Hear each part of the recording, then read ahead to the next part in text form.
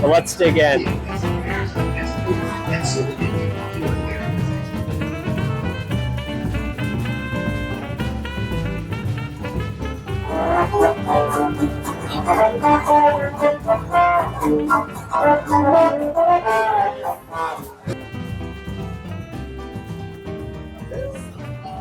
We have 24 hours in New Orleans for Mardi Gras season, and I'm talking about beads, mass, parades, French Quarter, Bourbon Street. There's so much to explore before we start our adventure. Don't forget to like and subscribe. But as they say in New Orleans, let the good times roll.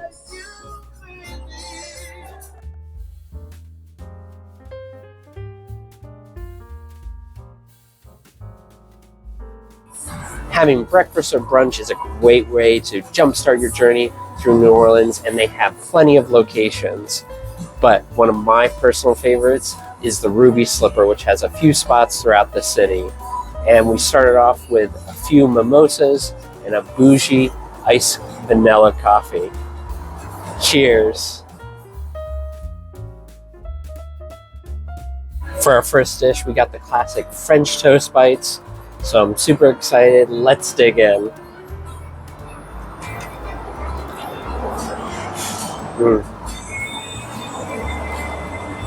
It's so good.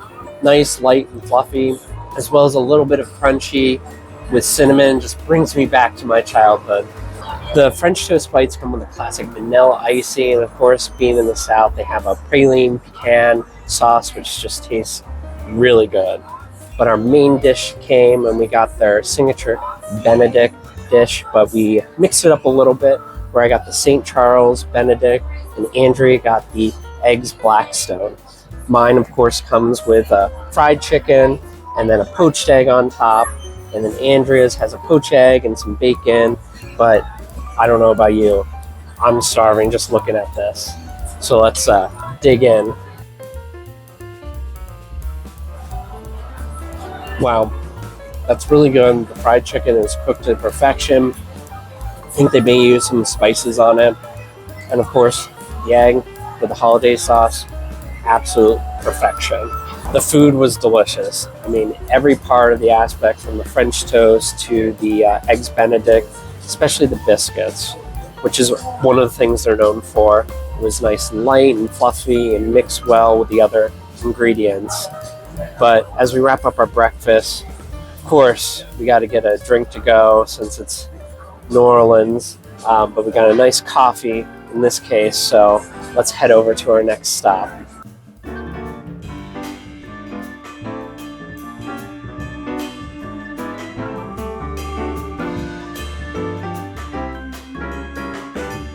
The Riverwalk is so scenic, and it's a great way to see the Mississippi River. And of course, right behind me, there's a riverboat cruise, the Creole Queen, and it's a great way to explore the area. And what's even really cool is it's all decked out for Mardi Gras.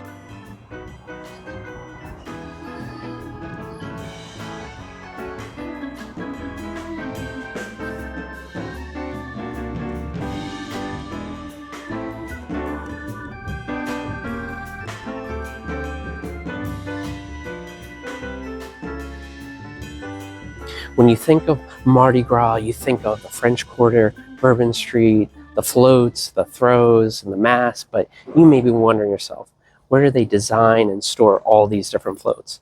Well, the answer is Mardi Gras World. This location was set up by a father and son during the Depression era, and what started off as building one float, two floats, has become a full-fledged business.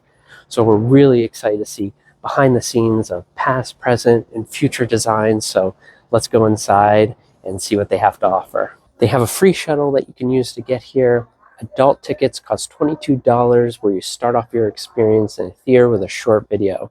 And it explains the history as well as the business behind Mardi Gras. And then you're given a King's Cape, which is a great way to start your adventure. You're not allowed to take video during the tour, but you are allowed to take as many photos as you want. Let's talk about our favorite parts. This might be unique to our visit since we were there during Mardi Gras, but you are surrounded by artists working on pieces of parade floats. We saw painters and people working on paper mache. It is really cool that they still use the old methods of decorating these floats and how they keep the old traditions alive. They do use resin for permanent pieces, but the paper mache means that they can change pieces year over year. It doesn't seem like they throw out much because the warehouse is full of pieces from past years. They may have become famous from Mardi Gras floats, but they do so much more. They work with amusement parks and museums to create permanent pieces of art. In fact, that is where the company makes the bulk of their money, not Mardi Gras. Before you go to the parade float section, you walk through a massive gallery of statues. Gorillas, Buzz Lightyear, and he even said one of the pieces is Britney Spears. I guess I see the resemblance. But you're probably thinking, what about the Mardi Gras floats? Let me tell you, they deliver. Starting with the mechanics, the guide told us they used to be hauled by horses, but today they use tractors. The floats average 50 feet long and weigh 10 to 20 tons. They use solid rubber tires. Most parade floats are 1 unit long, but there is also super floats, which can be 3, 4, or 5 plus long, connected to bypass parade rules. We saw several floats being finished for this year's Mardi Gras. It is amazing to see these floats coming together in real time. The tour was fantastic. It takes about an hour, but plan for extra 30 minutes. That way you can explore the warehouse and get that perfect photo op. You can opt to get a tour guide or have a self-guided tour, but we think it's really worth having a tour guide explain the artistry, the history, and the business side of constructing these floats, as well as sculptures. Since we're here during the height of Mardi Gras, we got to see people actively touching, designing, and constructing the floats and sculptures. My favorite part was probably seeing some of the mega floats and seeing the artists actively design some of the sculptures. But we're really excited to see some of these things in the parade tonight. If you're a fan of the channel, you know we love the National Park Service system. And of course, in the French Quarter, they have a visitor center. So it's a great way to start your adventure here. That way you can grab a map, learn a little bit about New Orleans, and talk to some locals about some suggestions of where to go and what to do.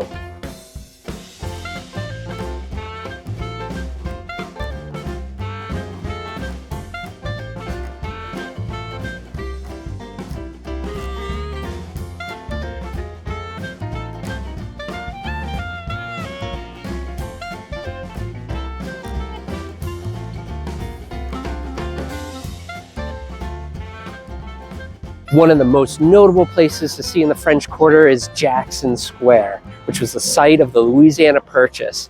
Behind me, you have this stunning Cathedral Basilica of St. Louis, King of France, and the bronze statue of American President and General Andrew Jackson.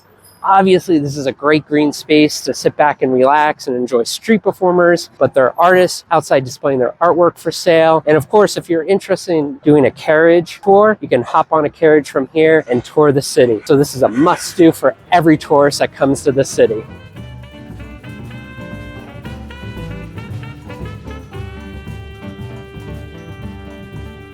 We're at the famous Café du Monde, which is known for its beignets and New Orleans coffee. Line's a little long, but we know it's worth it. So we'll check in once we have our food and drinks. We grabbed our seats at Café du Monde, right by Jackson Square. We are super excited to try their beignets and the coffee that we just ordered. So we'll check back in once we have those items. We got our coffee and beignets. And beignets are fried dough with like powdered sugar. And as you can see, they put a lot of powdered sugar on it. I'm going to be trying as delicate as I can. But let's dig in.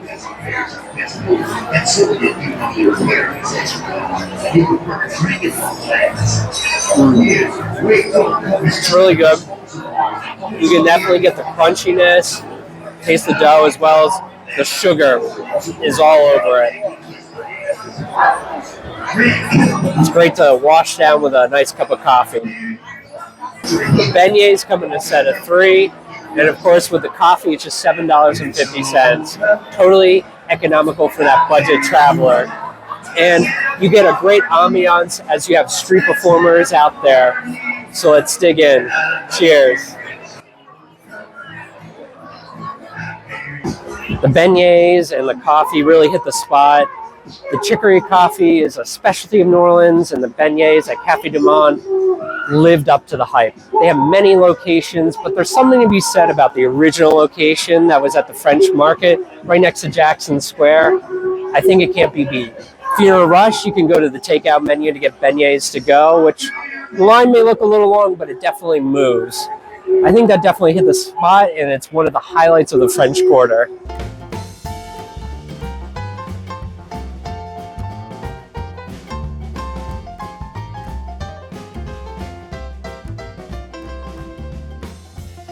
New Orleans is famous for their jazz music, and you can see many different clubs all over the city, but one in particular is the Spotted Cat. You gotta check the schedule, see what bands are playing, but it's very iconic of New Orleans to see a jazz club.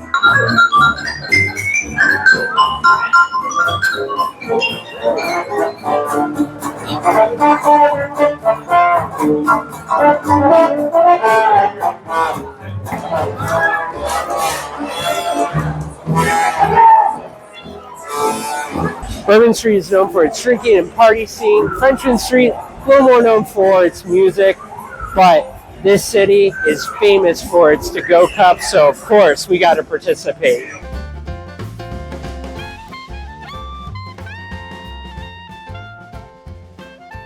Lafitte's blacksmith shop is the oldest structure being used as a bar in the United States, and it was built somewhere between 1722 and 1732, and the Lafitte brothers used it as a smuggling operation back in the day. When you go inside, it's like a blast from the past. And of course, they have great drinks, so it's a must-do. Right on the corner of Bourbon and Benville Street is Old Absinthe House. It became famous in 1874 when a famous mixologist fair made his famous drink, Absinthe House Frappe. You can still get the drink today, and obviously it's famous for all of its mixed drinks, but it's a must-do along Bourbon Street. There are bars upon bars in the French Quarter, but if you're looking for a really unique experience inside the Hotel Monteleone is a carousel bar. It is a real carousel that you can sit at, and you slowly rotate around it, and it's a really unique experience for the traveler that's looking for something a little bit different. If you need a break from the chaos from Bourbon Street and some of the party life, just a few blocks away in the French Quarter, it quiets down a little bit and you can see some of the houses and some of the French colonial and Creole architecture, and it's just really cool to see that different aspect of the quarter.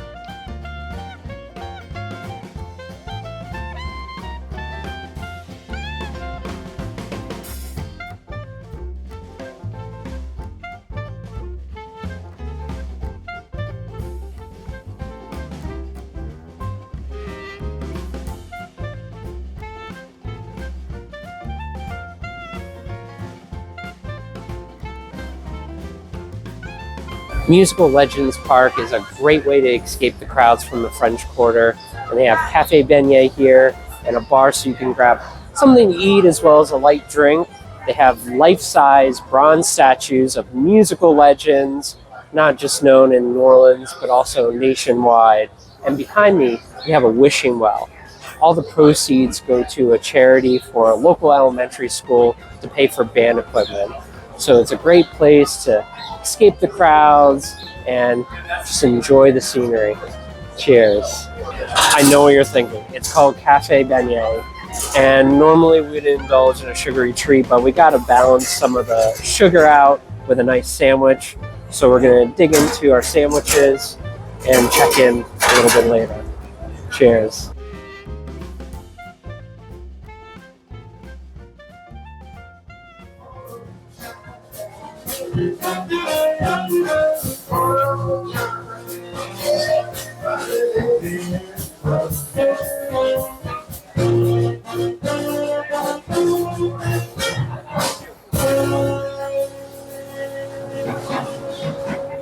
One of the most quintessential things of Mardi Gras is the parade, and we found our spot right here, and it is a huge event. People come out here hours in advance to claim their own spot, and some people purchase tickets to be up in the balcony or in the bandstands. And it is not just a parade, it is an experience. you are an active participant. Some people dress in costumes, and then when the floats come by, everyone's waving their hands around for some beads or some different type of throw. So we're really excited to start our experience. JLU travel tip.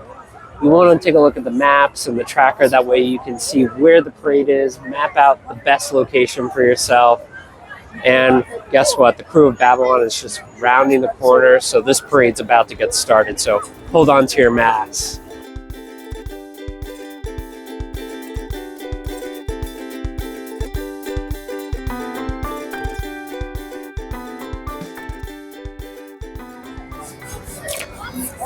First treasure of the night, some beads. Let's hope for some more.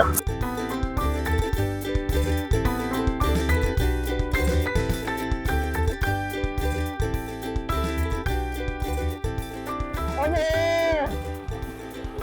Over here! Over here! No! I got a little king hat and like a really cool medallion that says Babylon on it.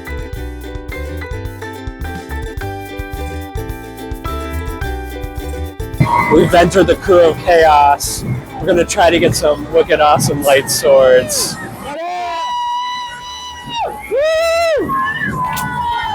Oh.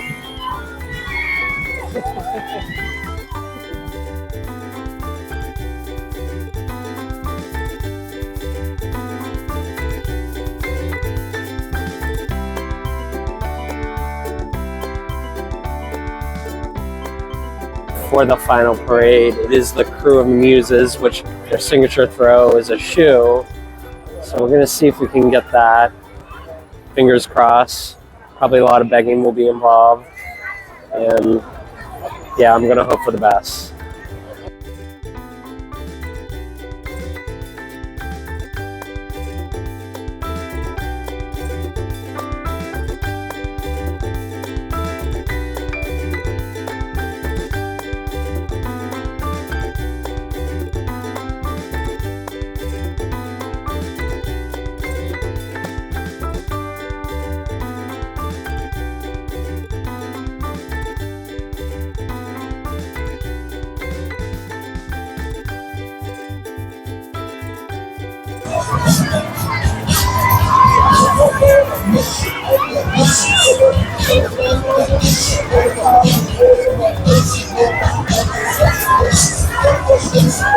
Doing a 360. I think the tubs are definitely the highlight so far. We're still on the show.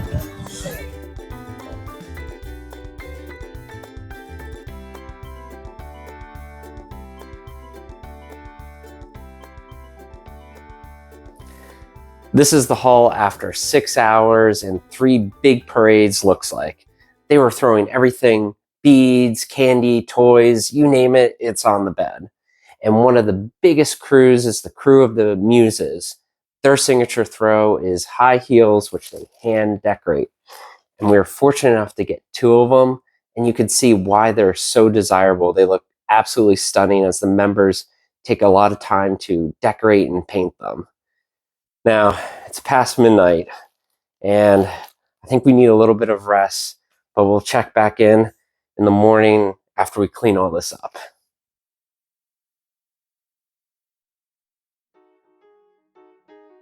It's the next morning, and clearly Friday is a completely different day. There's a parade about to begin, and we're in the French Quarter, and you can see it just come alive. So let's see what we can find in the area. We walked through the French Quarter to the French market, and if you remember from yesterday, we went to Café du Monde, which is at the one end closest to Jackson Square. It's an open-air market with a lot of different goodies and treats, but we were told there's one thing in particular that we need to find, so let's go get it. Loretta's was recommended for us to get some king cake. Unfortunately, they didn't make any today, but we're going to explore a little bit and see if we can find some. But if you're familiar with the tradition, king cake is like a giant cinnamon bun with icing and Mardi Gras colors, and there's a plastic baby figurine that's in the cake. Now, if you're lucky enough to get the plastic figurine, you get a crown, like a prize, And then you have to buy the king cake next year for the whole group. So it's a fun festivity, and trust me, it's really delicious as well. So let's see if we can find one.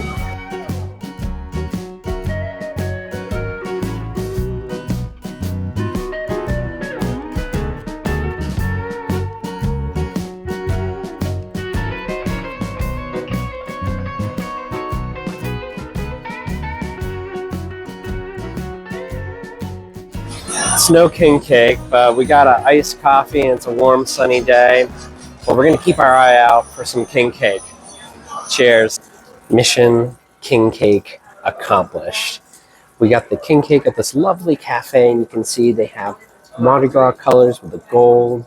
You can get it with or without cream cheese. Of course, we had to get the cream cheese, but we're looking forward to digging into this delicious treat. I can't even wait.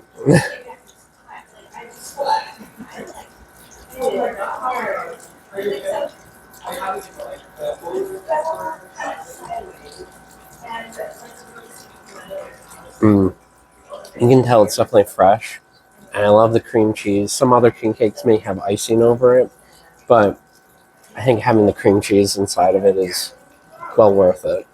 Well, we didn't find a baby in this one. I guess we don't have to buy the cake for next year, but I think we'll still keep trying and get another cake.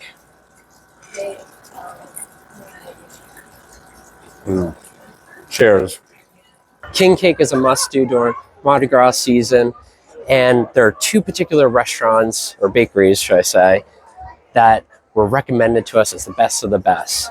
Dong Phyong and Redonzo's, but unfortunately, given the parade and all the road closures, they're not easily accessible, but we'll definitely put the links below. Happy Mardi Gras, boo. Oh, thank you.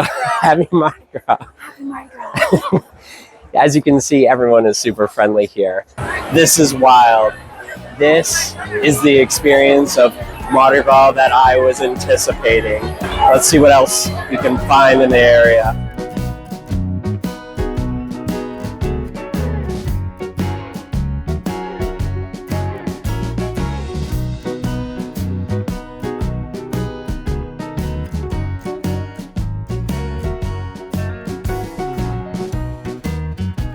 That concludes our experience of Mardi Gras in New Orleans. A couple tips though, if you're planning to come here, find out which crew or parade you want to see. Obviously, as you get closer to the day of, the parades get bigger, they become more of a spectacle.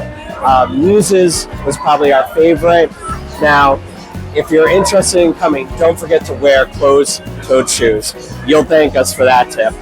Bourbon Street gets really crazy, it becomes a party. Just be prepared for that experience. But I think overall, if you're coming here during Mardi Gras, it's not just about seeing, it's experiencing it. So get your mask, get your costume, get your beads, become part of it. And if you like this video, give us a thumbs up. Don't forget to subscribe for future adventures. But until next time, keep on exploring.